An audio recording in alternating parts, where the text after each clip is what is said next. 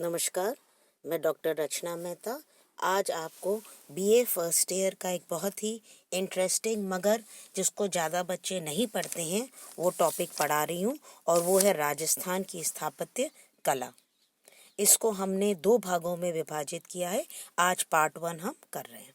सबसे पहले हम ये समझ लें कि कला शब्द का अर्थ क्या होता है। कला शब्द वह होती है जो सुंदर दिखे, वह कला होती है जो कि हमारी आँखों को अच्छी दिखे। कला 2 प्रकार से हो सकती है, एक उपयोगी कला और एक ललित कला। जो दैनिक आवश्यकताओं को पूर्ति करती है वह उपयोगी कला कहलाई जाती है। उपयोगी कला के उदाहरण हैं जैसे वस्त्र अलग अलग तरह के जो होते हैं, कृषि के जो अलग अलग तरह के टूल्स होते हैं या अलग अलग पकवान होते हैं, यह है उपयोगी कला। और दूसरी तरफ आती है ललित कला, वह कला जो सौंदर्य की अनुभूति देती है। इसको हम 3 भागों में विभाजित कर सकते हैं, चित्रकला, संगीत कला, काव्य कला और इसके अलावा मूर्ति कला व स्थापत्य कला, यानी कि 5 भागों में इसको विभाजित किया गया है। एक एक को डिस्कस कर ले। काव्य कला यानी कि कविता बोलने, कविता पाठ। संगीत कला, संगीत म्यूजिक, जिसे क्लासिकल म्यूजिक भी कहा जा सकता है, फोक म्यूजिक भी कहा जा सकता है। आम चंद साधारण का जो संगीत होता है वो भी हो सकता है, आजकल बॉलीवुड संगीत भी है। तो ये सब सौंदर्य की अनुभूति देता है। फिर चित्रकला, चाहे वो भित्ति चित्र हो, चाहे वो ऑयल पेंटिंग हो, चाहे वो वाटर पेंटिंग हो। फिर है मूर्ति कला, पत्थर की मूर्ति हो या कांसे की मूर्ति हो या तांबे की मूर्ति हो, तो मूर्ति कला। और फिर है स्थापत्य कला। स्थापत्य कला मतलब बिल्डिंग्स। अब हम आते हैं स्थापत्य कला या बिल्डिंग कला। स्थापत्य कला का जो धातु है, वास्तुकला का जो धातु है वो है वस, यानी कि एक स्थान पर निवास करना। अब ये जो एक स्थान पर निवास करते हैं इनमें अलग अलग भांति के हो सकते हैं। एक है दुर्ग, एक है मंदिर, एक है राजप्रसाद, एक है स्मारक और एक है जलाशय, यानी कि सब एक ही स्थान पर रहते हैं। सबसे पहले आज हम जिसको डिटेल में स्टडी करेंगे वो है दुर्ग। दुर्ग किसे कहते हैं? भारत में राजस्थान और महाराष्ट्र 2 राज्य हैं जहाँ पर बहुत ज़्यादा दुर्ग हुए हैं। राजस्थान में तो हर 10 मील पर एक दुर्ग है जिसका निर्माण या तो शासक द्वारा किया गया होगा या फिर किसी सामंत ने इसका निर्माण किया होगा। दुर्ग क्यों माने जाते हैं? दुर्ग की इम्पोर्टेंस है क्योंकि वो शक्ति का सूचक है, यानी कि दुर्गपति वह व्यक्ति है जो कि शक्तिशाली है। अगर हम राजस्थान में भी देखें तो 2 शासक हैं जिन्होंने सबसे ज़्यादा दुर्गों का निर्माण किया है। इसमें से एक है मेवाड़ के शासक कुंभा और दूसरे हैं मारवाड़ के शासक मालदेव। इन्होंने सबसे ज़्यादा दुर्ग या तो बनवाए या उन्हें ठीक ठाक भी करवाए। अब समझ में जी की जो बात है वो ये है कि इनकी आवश्यकता क्यों हुई, दुर्गों का निर्माण क्यों किया गया। तो 2 ही प्रमुख आवश्यकता हैं, पहली सामरिक और दूसरी व्यापारिक।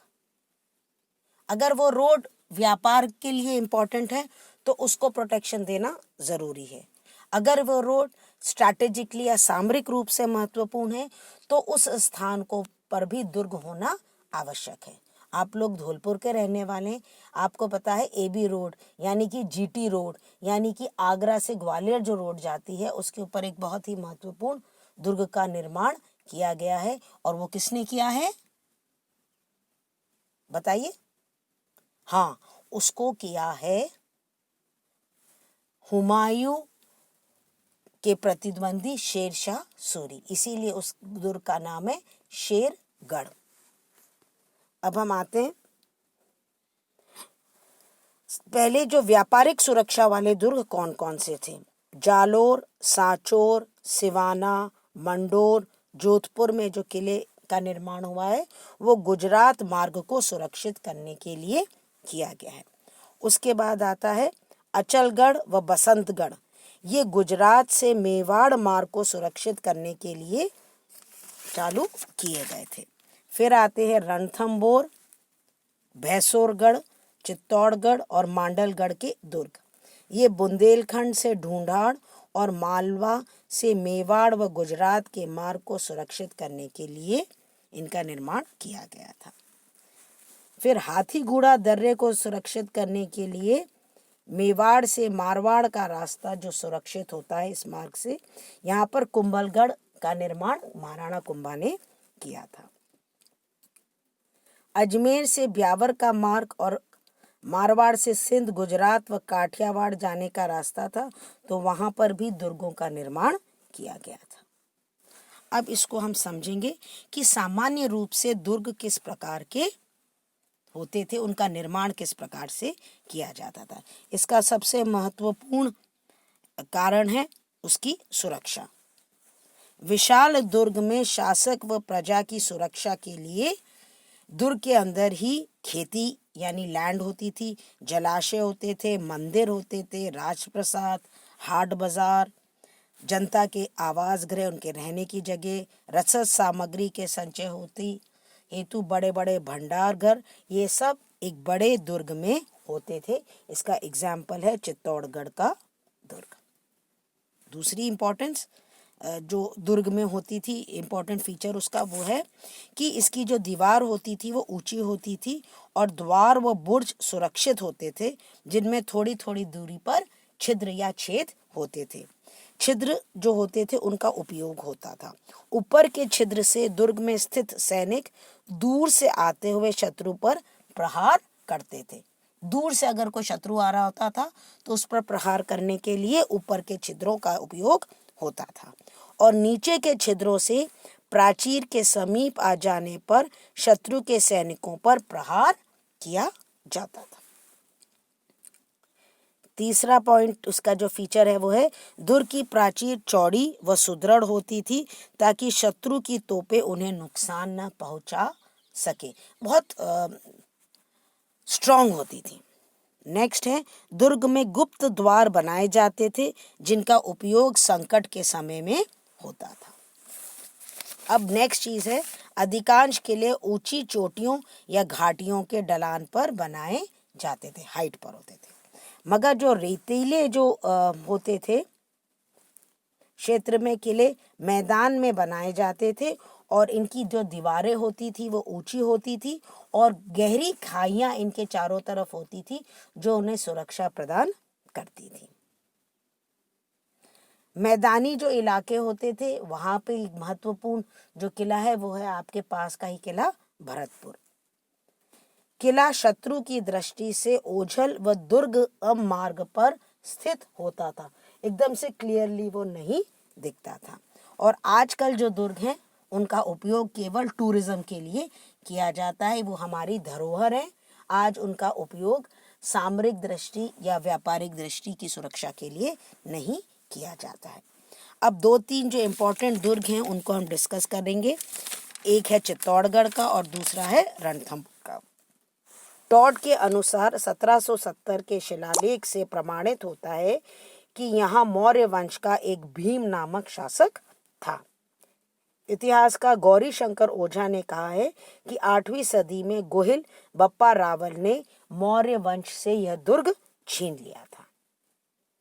एक और इतिहासकार डॉक्टर दशरथ शर्मा कहते हैं कि जेत्र सिंह को चित्तौड़ का प्रथम विजेता वो मानते हैं। अब इस किले के बारे में कुछ बता दूं। यह जो किला है ये 1850 फुट ऊंचा, 3 मील लंबा और आधा मील चौड़ा है। इसके 7 दरवाजे हैं: पाडन पोल, भैरव पोल, हनुमान पोल, गणेश पोल, लक्ष्मण पोल, जोडन पोल और राम पोल। किले का जो प्रवेश द्वार है वो है राम पोल। तुलजामा का मंदिर किले के मुख्य द्वार के पास है, जो कि मातृशक्ति के विश्वास के लिए हम इसको समझ सकते हैं। राजपूत माता पर बहुत विश्वास करती थी। अब दूसरा जो इम्पोर्टेंट किला है वो है रणथंभौर का किला। अकबरनामा लिखता है कि दुर्ग ऊंची पहाड़ियों पर है और चारों ओर घने वनों से घिरा हुआ है। जहांगीरनामा में इसका वृत्तांत है यह दुर्ग रिन और थम नामक दो पहाड़ी के मध्य में स्थित है, इसीलिए इसे रणथंबोर कहा गया है। तराई युद्धों के बाद पृथ्वीराज के पुत्र ने यहाँ पर शासन किया था। 1301 में हमीर जब वहाँ का शासक था तो अलाउद्दीन खिलजी ने उस पर आक्रमण किया और उस पर विजय प्राप्त कर ली थी। 1326 में मोहम्मद बिन तुगलक ने इसे मेवाड़ को दे दिया था। 1559 में अकबर ने इसे सुरजनहाड़ा से ले लिया था, मगर फिर बाद में 1758 में इसे राजा माधो सिंह, जो कि राजा वहाँ के शासक थे, जयपुर के शासक थे, उनको मुगलों ने दे दिया था। इसका जो प्रवेश द्वार है इसे नौलखा कहा जाता है।